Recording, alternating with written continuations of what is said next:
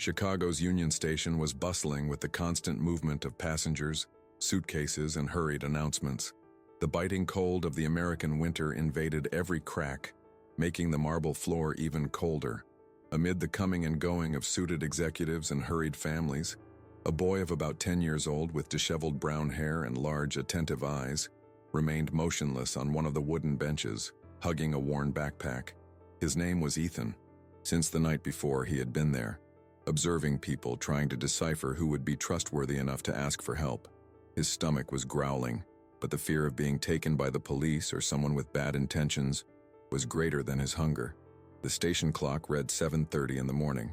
The movement was increasing, but no one seemed to notice the boy, except for a white-haired lady who offered him a package of cookies and a sad smile before disappearing into the crowd.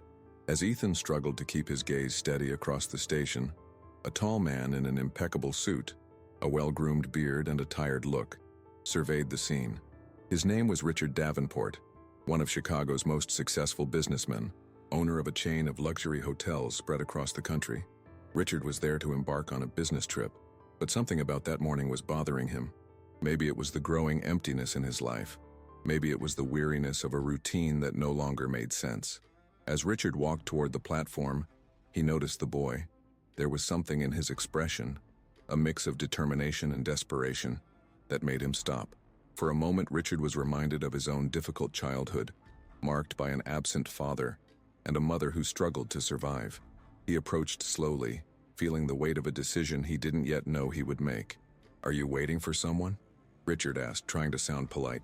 Ethan hesitated, eyes wide. "No, I'm just resting, sir." Richard sat down next to him, keeping a respectful distance. "You know, sometimes we need some time to think. I come here myself from time to time just to people watch." The boy didn't answer, but he relaxed slightly. Richard noticed the trembling of his small hands, the attentive look at every movement around him. "Are you hungry?" he asked, taking a cereal bar from his coat pocket. Ethan accepted but didn't eat right away. "Thank you." Richard smiled. "My name is Richard. And yours?" "Ethan." The name hung in the air like a shared secret. Richard felt a pang of compassion. He wondered where the boy's parents were, why he was alone, but decided not to press. Instead, he stood there, silent, just sharing the space. Meanwhile, the station continued its frenetic pace. No one else seemed to notice the scene, but for Richard, this moment was a turning point. For the first time in years, he felt like he could do something truly important. The clock read 8, and the train announcement echoed over the loudspeakers. Richard was supposed to board, but he hesitated. "Ethan, do you have somewhere to go?" he asked, his voice low, almost a whisper. The boy shook his head. The silence between them was loaded with meaning. Richard then made an impulsive decision. "Come with me. Let's have a decent breakfast. Then we can talk." Ethan hesitated, but hunger overcame fear. He got up slowly, still suspicious, but willing to take a chance. Richard led the boy to the station cafeteria, ordering pancakes and hot chocolate. As they ate, Richard tried to make conversation, but Ethan only answered as much as necessary. The businessman realized that he would have to gain the boy's trust little by little. After coffee, Richard called his assistant, canceling the business trip. "I have something important to take care of. Tell the board I'll reschedule the meeting," he said, without giving any explanation. The assistant, accustomed to her boss's coldness, found his warm tone strange. Richard hung up and turned to Ethan. "Today you're coming with me. We'll find a safe place for you to spend the night." Ethan didn't protest. There was something in Richard's voice that inspired confidence despite the underlying fear. They walked out of the station together, braving the icy Chicago wind. Richard didn't know it, but that gesture would change the course of their lives forever. However, as they walked to Richard's luxury car, a man in a dark overcoat watched them from a distance, writing something down on a small notepad. Ethan and Richard's fates were about to intertwine in unexpected ways. Richard led Ethan to his car, a sleek black sedan that stood out against the cold urban backdrop. The warm interior offered the boy a brief respite from the bitter winter. As they drove through the streets of Chicago, Richard watched the boy in the rearview mirror, trying to decipher his story without invading his space. Richard's world was made up of meetings in glass skyscrapers, dinners in Michelin-starred restaurants, and decisions that moved millions. But at that moment, it all seemed distant. The contrast between his life of luxury and Ethan's vulnerability was stark. The businessman felt uncomfortable, as if he were standing in front of a mirror that reflected not his success, but the loneliness of his achievements. They arrived at Richard's apartment, a spacious loft overlooking the Chicago River. Ethan walked in slowly, his eyes wide at the understated luxury. Modern furniture, abstract paintings, a bookshelf filled with books and awards. Richard sensed the boy's discomfort and tried to lighten the mood. "You can take off your shoes if you want. Make yourself comfortable," he said, handing her a warm towel. Ethan hesitated, but accepted. He sat on the couch, observing every detail. Richard made hot chocolate and offered him a sandwich. The boy ate in silence, always alert for any sudden movements. Little by little, the businessman tried to create an atmosphere of trust. "Do you like football?" he asked, pointing to an autographed ball on the shelf. Ethan nodded, his eyes shining for a moment. "I used to play with my brother, before everything changed." Richard heard the pain in the unspoken words. "What happened to him?" The boy looked away. "I don't like talking about it." The silence fell, heavy. Richard respected it, changing the subject. "You know, when I was a child, I also felt lost sometimes, but I learned that there is always someone willing to help, even if it seems unlikely." Ethan looked at Richard, assessing his sincerity. "Why are you helping me?" Richard smiled sadly. "Because deep down, I think I'm helping myself too." As they were talking, Richard's phone rang. It was his sister, Julia, a dedicated lawyer who had always been admonishing him for not getting involved in social causes. "Richard, I heard you canceled the board meeting. Is everything okay?" "It is, Julia. I just needed some time for myself." Julia noticed something different in her brother's voice but didn't insist. "If you need help, you know you can count on me." Richard hung up, feeling lighter. He decided to show Ethan around the apartment, who was enchanted by the view of the illuminated city. For the first time in days, the boy smiled. As Ethan showered, Richard reflected on his own difficult childhood. He grew up in a poor neighborhood, lost his father at an early age, and watched his mother work twice as hard to support him. Success came with sacrifices, and along the way, Richard closed himself off from the world, fearing further loss. However, Ethan's presence awakened in him a long-forgotten compassion. He decided that he would do anything to help the boy, not just with money, but with time, attention, and care. When Ethan came out of the shower, wearing clean clothes that Richard had improvised, he sat down next to the businessman on the couch. "Do you think I could stay here for a while?" Richard nodded. "You can stay as long as you need, but tomorrow we'll talk to my sister. She can help us find a better solution." Ethan smiled, relieved. "Thank you." Outside, the snow was beginning to fall, covering the city with a silent blanket.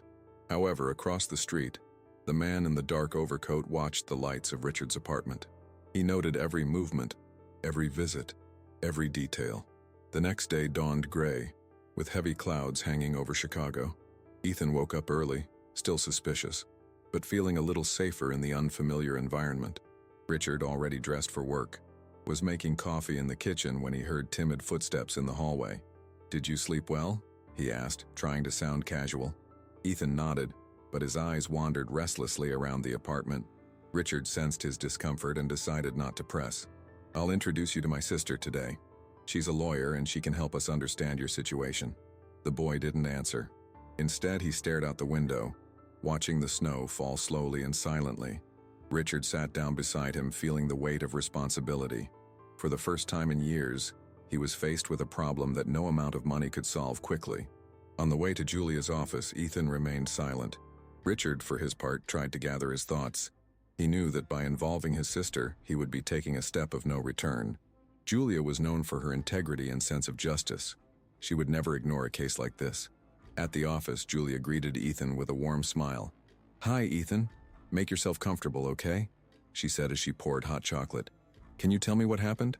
Ethan hesitated, but after Julia's kindness, he slowly began to speak. He told her that he had lived with his mother in a poor neighborhood, but that she had suddenly disappeared. The boy was left alone with no close relatives and ended up at the train station, waiting for someone who never arrived. Julia wrote everything down, paying attention to every detail. "Do you remember any phone number, address, anything that could help you find your mother?" Ethan shook his head in frustration. "She said she'd be back soon, but she never did."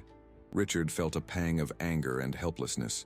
Julia, experienced, realized the risk of the boy being taken to a public shelter. I'll make some contacts, try to find information about your mother. In the meantime, Ethan will stay with you, Richard. But we need to be discreet. Any exposure could complicate the situation." Richard nodded, but as he left the office, he noticed a car parked across the street. The man in the dark overcoat was there again, watching. A shiver ran down the businessman's spine. Something was wrong. Someone was too interested in Ethan. That night, Ethan had a nightmare. He dreamed of dark hallways, distant voices, and an unknown hand pulling him away from Richard. He woke up in a cold sweat, his heart racing. Richard ran to the boy's room. "It's okay, Ethan. I'm here." The boy hugged Richard, trembling. For the first time, he allowed himself to cry. The businessman, touched, silently promised that he would not let anything bad happen to the boy. In the following days, Julia discovered that Ethan's mother had a criminal record and was involved with dangerous people. The police were looking for her, but without success. Ethan's name, although not on any official list, could easily be discovered by anyone who wanted to use him as a bargaining chip. Meanwhile, Richard began receiving anonymous phone calls. Distorted voices threatened to expose Ethan's whereabouts unless he paid an absurd amount of money. The businessman realized that he was dealing with something much bigger than he had imagined. "Julia, I think we're being blackmailed," he confided, showing the messages. The lawyer became tense. "This is serious, Richard. We need to involve the police, but with caution. If these criminals find out we're acting, they could harm Ethan." The atmosphere in the apartment changed. Richard installed security cameras, reinforced the locks, and avoided taking Ethan out at predictable times. The once shy boy began to show signs of anxiety, constantly looking out the windows and becoming startled by any noise. Amid the tension, Richard tried to maintain a routine. He took Ethan to the park at different times, taught him to play chess, and read him bedtime stories. Little by little, the boy began to trust the businessman more, revealing details of his life with his mother, the difficulties, the fears, the interrupted dreams. One night, while they were playing chess, Ethan asked, "Are you going to abandon me too?" Richard, surprised, took a while to answer. "No, Ethan. I promise I won't abandon you." The boy smiled, but there was sadness in his eyes. The businessman realized that for Ethan, promises were as fragile as glass. Meanwhile, Julia discovered a connection between the man in the dark coat and a child trafficking ring. The situation was more dangerous than they had imagined. Richard, determined to protect Ethan, began planning a temporary escape to another city until everything was cleared up. But in the dead of night, the man in the overcoat managed to intercept one of Julia's messages. Now he knew exactly where to find Ethan. The tension in Richard's apartment was growing by the minute. The businessman, accustomed to dealing with high-risk negotiations, felt powerless in the face of the real threat that surrounded Ethan. Julia, meanwhile, was delving into the court files, trying to unravel the criminal web surrounding the boy's mother's past. Meanwhile, Ethan, sensitive to the climate of fear, sought refuge in the small gestures of affection he received. Subplot 1. Richard's past. At the height of the crisis, Richard received an unexpected call from his former mentor, Mr. Harris, a retired lawyer who had helped him out of poverty. Upon learning of the situation, Mr. Harris offered legal and emotional advice, reminding Richard of his own difficult childhood and his moral commitment to protecting the vulnerable. The reunion rekindled painful memories for Richard, but also motivated him to act with greater courage. Subplot 2. Julia and the ethical dilemma. Julia was facing an internal conflict. As a lawyer, she knew she had to immediately involve the authorities, but she feared putting Ethan at risk. In discreet meetings with colleagues in the prosecutor's office, she sought a solution that would guarantee the boy's safety without exposing him to the cold bureaucracy of the system. At the same time, she felt pressured by her boss, who was suspicious of her absence and demanded results in a parallel child trafficking case. Subplot 3. The mysterious informant. One night, Julia received an encrypted message from an anonymous informant, revealing details about the criminal network that was targeting Ethan. The message suggested that the boy's mother had gotten involved with dangerous people to protect her son from a bigger threat. Intrigued, Julia began to investigate further, discovering that Ethan could be a key player in dismantling the entire scheme, but also the criminal's main target. Ethan's emotional complexity. While the adults plotted strategies, Ethan faced his own demons. He felt guilt over his mother's disappearance, fear of abandonment, and a fragile hope of finding a home. One silent night, He confided in Richard. "If my mother doesn't come back, what will happen to me?" Richard hesitated, searching for the right words. "I don't know, Ethan, but I promise I'll fight for you until the end." The boy smiled, but the shadow of doubt remained. The next day, Ethan found an anonymous note under the door. "You are not safe here. Only trust those who truly care." The frightened boy showed the note to Richard, who immediately reinforced security and alerted Julia. Subplot 4. The Informant's Dilemma. Meanwhile, the anonymous informant, actually an undercover cop named Mike, struggled to keep his identity a secret. Mike risked his life to send information to Julia, hoping she could protect Ethan before the criminal network took action. In a tense conversation with his supervisor, Mike revealed, "If they find out I'm helping, I'm dead. But I'm not going to abandon this boy." External interference. Ethan's case began to attract the attention of investigative journalists who sensed something big behind his mother's disappearance and the involvement of a millionaire. Richard was approached by a persistent reporter who threatened to expose everything if he didn't get an exclusive interview. The businessman refused, but he knew that public exposure could be fatal for Ethan. The clock was just after 3 in the morning when Julia, still hunched over piles of documents, received the call from the informant. The voice on the other end was tense, almost whispered. "They will act soon. Protect the boy. Don't trust anyone." Julia felt a chill. She immediately called Richard, who answered with a voice hoarse with concern. "We need to get out of there now, Richard." "They know where you are." Richard didn't hesitate. He gently lifted Ethan from the bed, whispering, "We need to go now. Trust me." Ethan, frightened, quickly got dressed. Richard grabbed a backpack already packed with documents, money, and clothes. As they walked down the stairs of the building, Richard noticed a black car parked across the street, its headlights off. The man in the dark overcoat was behind the wheel, talking on the phone. Richard quickened his pace, shielding Ethan with his body. They reached Julia's car, which was already waiting for them on the corner. "Get in quickly," she ordered, looking nervously in the rearview mirror. As soon as they were gone, the black car pulled up behind them. Julia drove through the empty streets of Chicago, swerving through alleys and side streets, trying to lose her pursuer. Ethan trembled in the back seat, clutching his backpack. "Where are we going?" Richard asked, trying to remain calm. "To a safe address. An emergency shelter linked to an NGO. We just need to get there," Julia replied, her eyes fixed on the road. However, the chase intensified. The black car tried to force them to stop, dangerously plunging itself onto Julia's vehicle. Richard, in a firm voice, instructed Ethan, "Stay low, don't look back." At an intersection, Julia made a risky maneuver, entering an underground parking lot.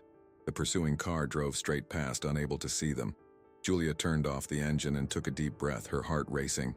"I think we managed to get away from it. For now." In the tense silence, Ethan began to cry softly. Julia hugged him, trying to calm him down. "It's going to be okay, Ethan. I promise we will protect you." But Richard knew that promise was increasingly difficult to keep. He picked up the phone and called Harris, his mentor, for guidance. Harris suggested contacting a trusted police officer, someone outside the traditional police network who could operate discreetly. As Julia tried to calm Ethan down, Richard got out of the car and called Mike, the undercover cop. "We need a safe place, now." Mike, aware of the danger, gave them an address, a modest apartment in a remote neighborhood, used for covert operations. "Stay there until I get there. Don't talk to anyone." The trio headed to their new hideout. The apartment was simple, with old furniture and a musty smell, but it offered temporary security. Julia closed all the curtains and locked the doors. Richard, exhausted, sat down next to Ethan. "I know you're scared, but we're in this together, okay?" he said, holding the boy's hand. Ethan nodded, wiping away his tears. "Do you think my mother is alive?" Richard hesitated, but answered honestly, "I don't know, Ethan, but we'll do everything we can to find out." While they waited, Julia reviewed the informant's documents. She discovered that Ethan's mother had been coerced into handing over her son as part of a deal with the criminal network, trying to protect him from even greater threats. The boy was, in fact, the heir to a small fortune left by his paternal grandfather, a secret that few knew. Now criminals wanted to use him as a bargaining chip. Time passed slowly. Mike arrived shortly after dawn, bringing worrying news. "The group is closer than we thought. They have contacts in the police and know that you are being helped. We can't trust anyone." Richard felt the weight of the situation. For the first time, he considered fleeing the country with Ethan, but he knew that this could put everyone at risk. Julia, determined, suggested using the press to expose the criminal network, but Mike warned, if they feel cornered, they may act against the boy. As they debated, Ethan, curious, rummaged through his backpack and found a hidden letter from his mother. On the hastily scribbled paper, she begged her son to trust Richard and Julia. She also revealed a name, Mr. Blackwell. He can help. The name struck a chord with Harris, who recognized Blackwell as a former federal judge who was now a human rights activist. Richard decided to seek him out immediately, seeing a last hope. The makeshift hideout became a place of mounting tension. Julia, Richard, Ethan, and Mike were exhausted, physically and emotionally, from their nighttime escape. The modest apartment with its peeling walls and old furniture seemed to close in around them, as if the city itself were conspiring to close in. Richard, accustomed to absolute control, felt vulnerable and frustrated. He tried to remain calm in front of Ethan, but the pressure was visible in every gesture. Julia, in turn, alternated between professional coldness and the silent desperation of someone who knew that every decision could be fatal. Mike, the undercover cop, reviewed the informant's messages and monitored the movement outside, alert for any sign of the criminals approaching. Ethan, despite his fear, demonstrated surprising resilience. The boy watched the adults in silence, absorbing every word, every look. In a moment of rare tranquility, Ethan pulled Richard aside and whispered, "If something happens to me, don't let them hurt you or Julia." Richard knelt down, looking into the boy's eyes. "Nothing will happen to you, Ethan. I promised I would protect you, and I will keep my promise." But the promise sounded fragile in the face of reality. Julia's phone rang. It was Harris, Richard's mentor, informing her that Blackwell, the activist judge, had agreed to see them immediately. Hope was rekindled, but the risk was enormous. Coming out of hiding meant exposing herself again. Mike came up with a quick plan. They would use 2 cars on different routes to throw off any potential pursuers. Julia and Ethan would go with Mike, while Richard would go alone, keeping in touch by radio. The tension was palpable. Every second counted as if it were the last. On the way, Julia tried to calm Ethan with stories from her childhood, but the boy kept his eyes fixed on the window, alert for any suspicious movement. Mike drove in silence, his eyes alternating between the rearview mirror and the road. Meanwhile, Richard felt the weight of the consequences of his choices. His involvement with Ethan had put at risk not only his reputation, but the lives of everyone around him. He wondered if he had done enough, if he could have acted differently. Upon arriving at Blackwell's house, they were greeted by discreet security guards. The judge, a calm-spoken man with a penetrating gaze, listened attentively to Julia and Mike's story. After reviewing the documents and the letter from Ethan's mother, Blackwell concluded, "What we have here is more than a case of abandonment. It's a conspiracy involving vested interests and police corruption. Ethan is in danger, but he's also the key to dismantling this network." As they discussed strategies outside, a black car slowly pulled up. 2 men got out, watching the movement carefully. Mike noticed their approach on the security monitor and alerted the group. "They found us. We need to act now." Blackwell quickly activated an emergency protocol, activating trusted contacts at the FBI. Julia took Ethan by the hand, leading him to a safe room. Richard, feeling his adrenaline rise, prepared himself for whatever came his way.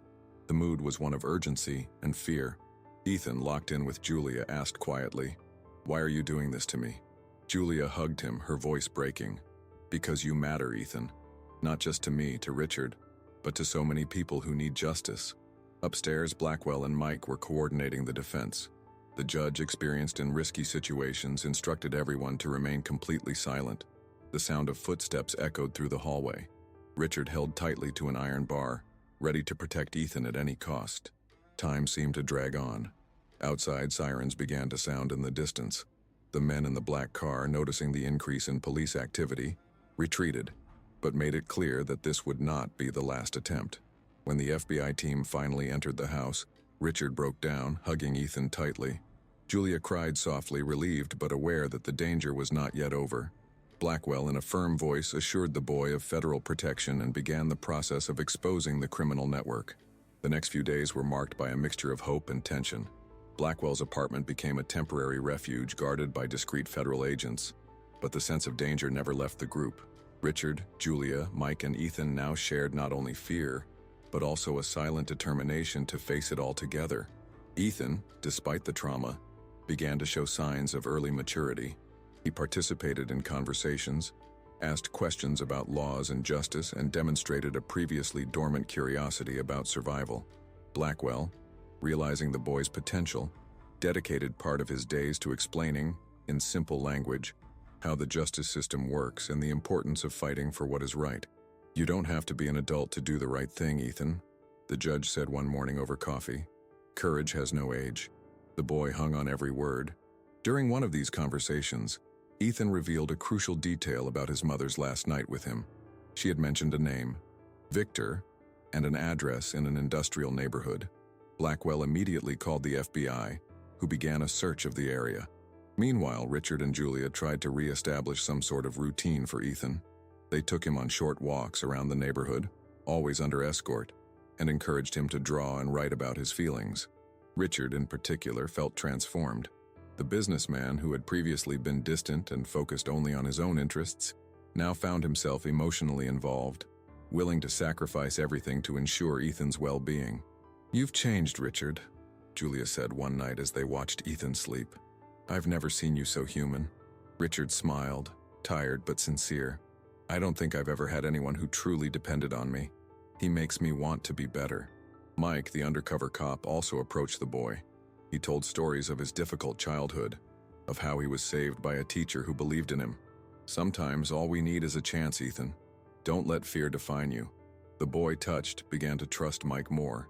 He asked about police work, about courage and fear. Mike answered honestly, without romanticizing the profession, but showing that true heroism lies in never giving up. As the investigation progressed, new obstacles emerged. The name Victor led to an abandoned factory where the FBI found evidence of Ethan's mother's involvement in the criminal network, but also evidence that she had tried to protect other children by sabotaging operations and passing information to the authorities. This changed everyone's perception of Ethan's mother.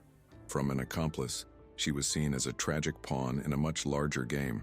Ethan, upon hearing this, felt a mixture of pride and sadness. Pride for his mother's courage, sadness for not having had the chance to say goodbye or understand her choices. Richard and Julia supported him, encouraging him to transform his pain into strength. "You can be different, Ethan. You can choose your own path," Julia said, holding his hand. The inspired boy began writing letters to other at-risk children, telling his story and encouraging them to seek help. Impressed, Blackwell suggested publishing the letters on an anonymous blog, giving a voice to those who are often silenced. Meanwhile, the media began to report on the FBI operation, exposing the criminal network and praising the role of Blackwell, Julia, and Mike. Richard, however, remained behind the scenes, concerned for Ethan's safety. The businessman also started a fund to support child victims of trafficking, using his influence to raise funds and political support. Daily coexistence strengthened the bonds between them all. Julia became a mother figure to Ethan, while Mike took on the role of mentor. Richard, in turn, began to see the boy not as a burden, but as part of the family he never had. Even with the threat still looming, Ethan felt for the first time in a long time part of something bigger. He learned about confidence, resilience, and the importance of fighting for justice, not just for himself, but for all those who have no voice. The news that Ethan's mother was alive, being held hostage by the criminal network, fell like a bombshell on the group. The dilemma was brutal: hand over the boy and sacrifice everything they had fought for, or risk Ethan's mother's life in the name of justice. The atmosphere in Blackwell's apartment became tense, every look filled with anguish and responsibility. Richard, devastated, felt helpless in the face of the impossible choice. Julia, always rational, tried to analyze the options calmly, but emotion overflowed in her voice. "We can't negotiate with criminals, but we can't sentence Ethan's mother to death either." Mike, experienced in extreme situations, suggested involving the FBI in a rescue operation. "They want to force us into error. We need a plan that will save Ethan's mother without handing over the boy." As the adults debated, Ethan listened in silence. The revelation that his mother was alive rekindled hope, but it also brought fear and guilt. He felt responsible for her suffering, as if his existence were the centerpiece of an inevitable tragedy. That night, Blackwell gathered everyone in the living room.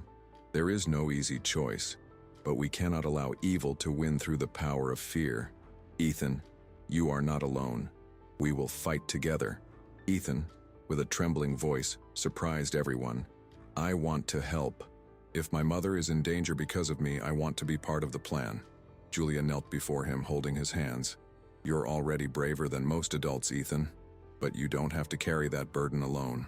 The FBI, led by a seasoned agent named Carter, assembled a task force. The plan was risky, to simulate Ethan's handover in a public location, with snipers and negotiators positioned. The goal was to free the boy's mother and arrest the criminals without putting innocent lives at risk. Richard, overcome with anxiety, insisted on participating in the operation. I won't leave Ethan alone. If something goes wrong, I want to be there to protect him. Mike, who is in charge of Ethan's safety, has trained the boy to recognize danger signs and stay calm under pressure. Trust me, Ethan. If everything goes as planned, you and your mother will get through this together. On the eve of the operation, Ethan wrote a final letter to his mother, which Mike secretly delivered to an undercover contact. The letter read, "Mommy, don't be afraid. I'm fine and I won't give up on you. I promise I'll be strong, just like you've always been for me." The night before the plan was a night of sleeplessness and apprehension. Richard and Julia took turns at Ethan's side, trying to convey confidence. Blackwell silently reviewed strategies with Carter and the federal agents. At dawn, everyone headed to the meeting point, an old freight station chosen by the criminals. The environment was gloomy, surrounded by abandoned warehouses and rusty rails, a scene that evoked the beginning of Ethan's journey, closing a tragic cycle. The group lined up as planned. Ethan, disguised, walked alongside Mike, while Richard and Julia watched from afar, hearts racing. In the surrounding buildings, FBI agents waited for the signal to act. Time seemed to drag. A black car approached, stopping in front of Ethan and Mike. Two armed men got out carrying a handcuffed and visibly weakened woman, Ethan's mother. The leader of the criminals, Victor, raised his voice. The exchange is simple. The boy for the woman, no tricks.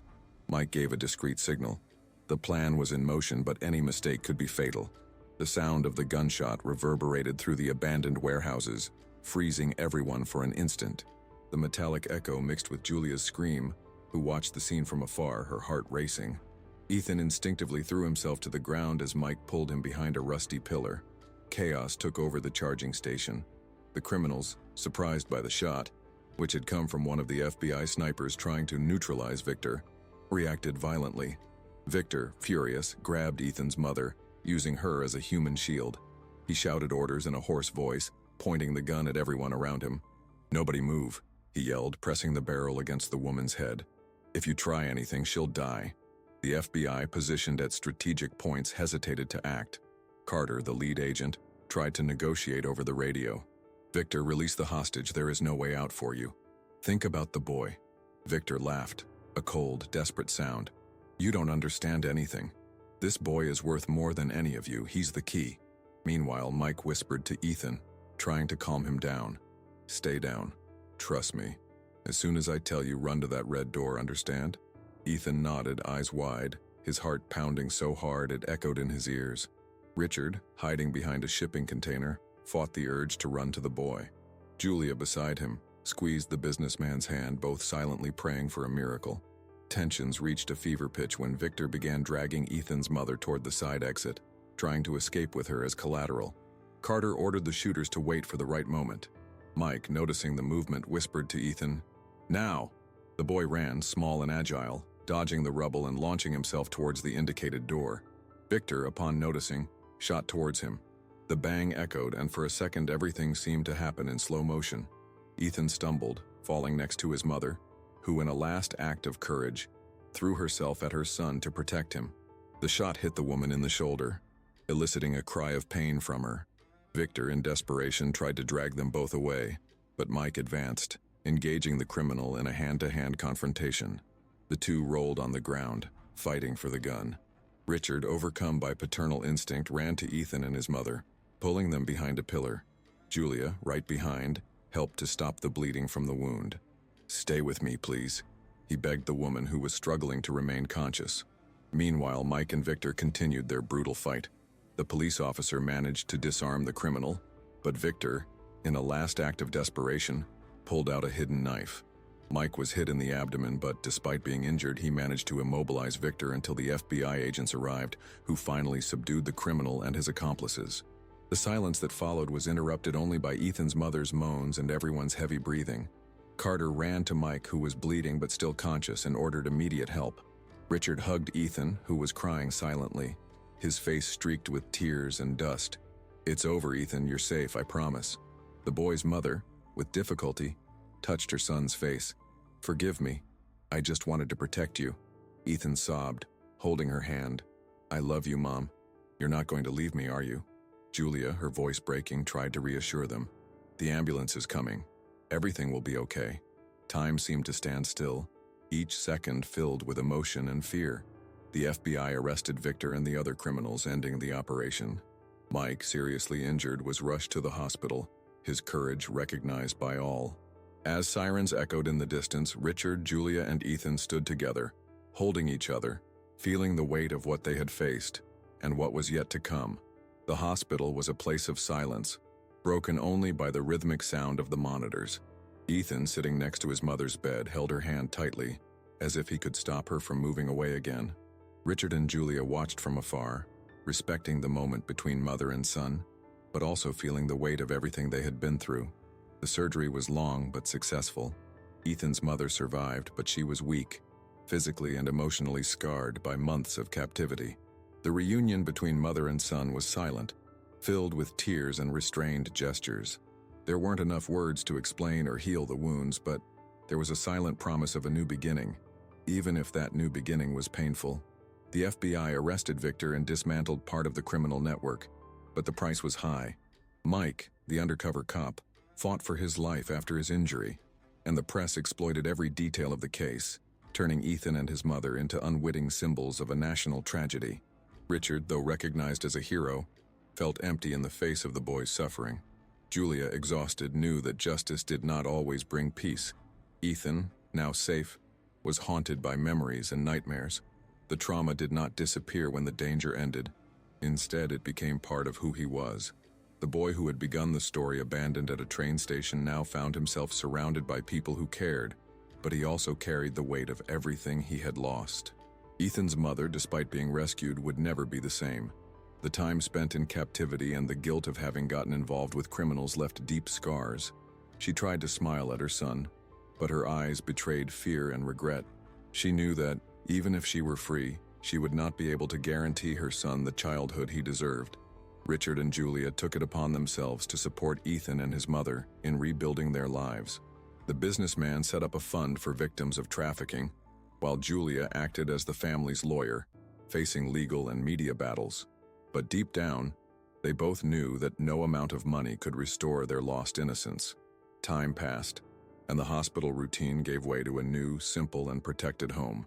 Ethan went back to school, but he was different from the other kids. Quieter, more attentive, older than his age. His story became an example of resilience, but also of a failed system, incapable of protecting the most vulnerable without someone paying too high a price. One late afternoon, Ethan looked out the window and saw the reflection of his own face. For a moment, he just wished he was an ordinary boy without a tragic past, without scars. But I knew that was impossible.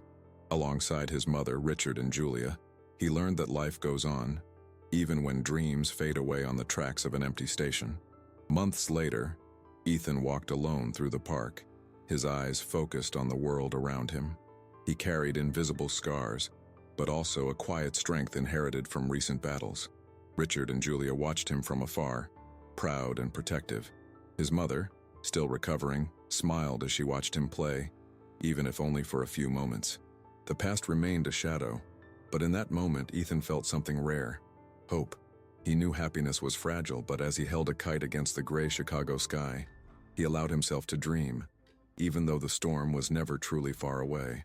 If Ethan's story touched your heart, don't remain indifferent. Thousands of children face situations of abandonment, violence, and trafficking every day. Get informed, share, support serious organizations that fight to protect the most vulnerable. Volunteer, report suspicions, encourage dialogue about children's rights in your community. Small actions can save lives and transform futures. Share this story and inspire others to take action, because no one should face the world alone, and every child deserves a real chance to start over. Your attitude can be the difference between the silence of fear and the hope of a new beginning.